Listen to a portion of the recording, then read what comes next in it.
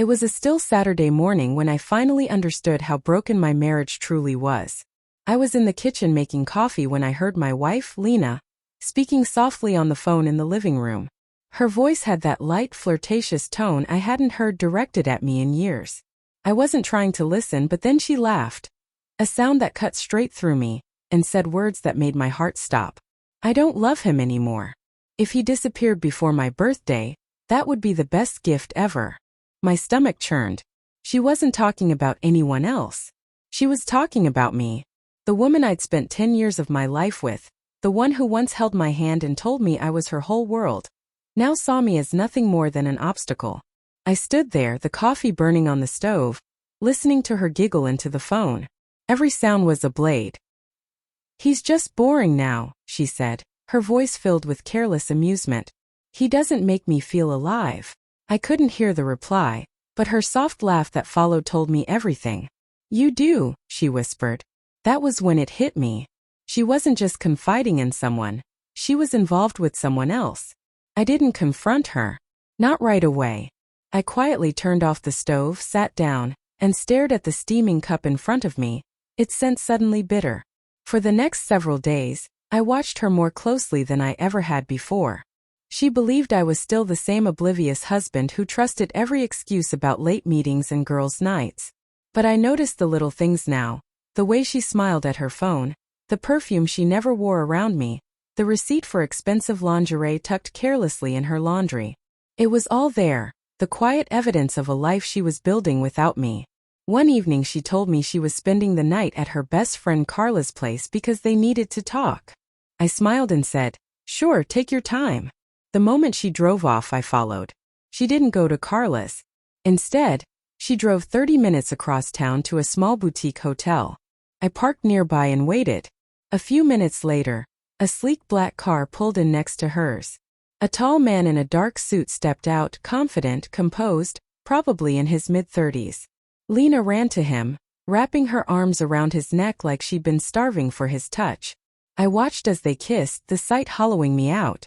My heart cracked but hardened in the same breath. I didn't interrupt. I didn't shout or fight. I just took photos. Her smile. His hands on her waist. Their entrance through the hotel doors. Then I sat in the car, staring at my wedding ring. The same one that had once symbolized forever. When she came home the next morning, her hair smelled faintly of someone else's cologne. "You're up early," she said casually, not noticing the quiet in my voice or the camera resting on the counter. "Couldn't sleep," I replied, forcing a smile.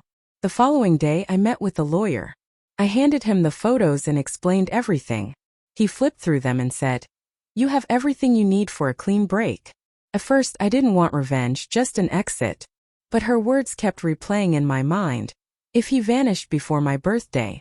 That's when I knew she deserved to feel the same loss she had wished on me. Over the next 2 weeks I prepared carefully. I started packing a few belongings at a time, items she wouldn't notice missing. She was too busy texting him to care. I moved my savings to a private account, canceled our shared credit cards, and cut off every luxury she enjoyed. The salon, the spa, her endless online shopping. She didn't notice a thing. Then, the night before her birthday, I left an envelope on the kitchen table. Inside were the divorce papers, screenshots of her messages, and the photos from that hotel night. My wedding ring was there too, the one she'd turned into a lie. That same night, I boarded a flight to Colorado, heading to a small cabin I'd inherited from my late uncle. The peace I found there felt like oxygen after years of suffocation. I turned off my phone and watched snow drift past the window, feeling lighter than I had in a decade. 2 days later I switched my phone back on. 30 missed calls. A dozen voicemails. Dozens of frantic messages. The first one said, "Ethan, please call me." Then came the angry ones. "How could you do this before my birthday?" Followed by desperate pleas. "Please, we can fix this." None of it mattered anymore. But the last message made me smile.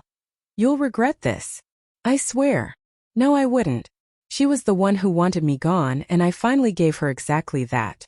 A year later, I heard she'd tried moving in with the same man, only for him to dump her within weeks.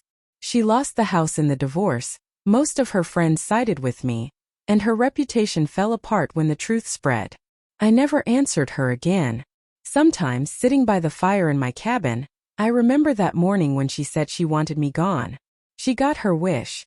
I disappeared. But what she never understood was that sometimes, losing someone isn't the punishment, it's the freedom.